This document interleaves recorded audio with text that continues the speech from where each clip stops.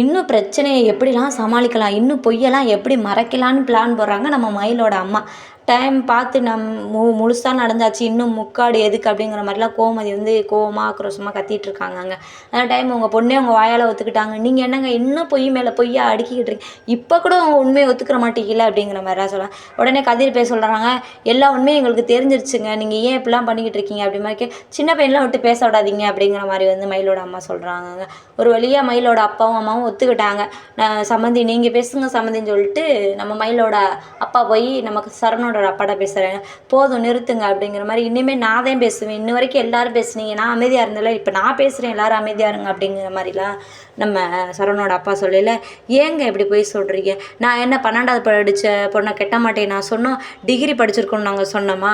அவ வயசு எக்ஸ்ட்ரா போயினா நாங்க கெட்டமா 12வது படிச்ச பிள்ளைகளுக்கும் வயசு எக்ஸ்ட்ரா இருக்க பிள்ளைகளுக்கும் கல்யாணமே நடக்கலையா? உண்மைய சொல்லி எங்களுக்கு பிடிச்சிருந்தா நாங்க கல்யாணம் பண்ண போறோம் அப்படிங்கிற மாரிலாம் பேசுறாங்க. ரொம்ப ஒரு எப்படி ஒரு சோகமா அந்த மாரி போய்க்கிட்டு இருக்குங்க சீரியல். அந்த டைம் பார்த்தீங்கன்னா, 12 படிக்கிற பிள்ளைக்கும் கல்யாணம் ஆகுது, 10வது படிக்கிற பிள்ளைக்கும் கல்யாணம் ஆகுது. உங்க பொண்ணுக்கும் கண்டிப்பா கல்யாணம் ஆயிருக்கு. எங்களுக்கே பிடிச்சிருந்தா நாங்க உண்மைய சொல்லி பண்ணியிருக்க வந்தோம். நான் மளிகை கடை தாங்க நடத்துறேன். ஆனா நேர்மையா நடத்துறேன். ஒரு பூச்சி விழுந்தா கூட மக்களுக்கு குடுக்கக்கூடாதுன்னு நான் அத கீழ தாங்க கொட்டுவேன். இப்படிலாம் நம்பிக்கை துரோகம் நான் பண்ண மாட்டேன், ஏமாத்த மாட்டேன் அப்படின்னு சொல்லிட்டு மயிலோட அப்பா கிட்ட நம்ம சரவணோட அப்பா பேசிக்கிட்டு இருக்காரு. சம்மந்தி நீங்க எதுவுமே பேச வேணாம் அப்படின்னு சொல்லிட்டு மயிலோட அப்பாவே திரும்பி பேச விடாம அவரே பேசுறாருங்க.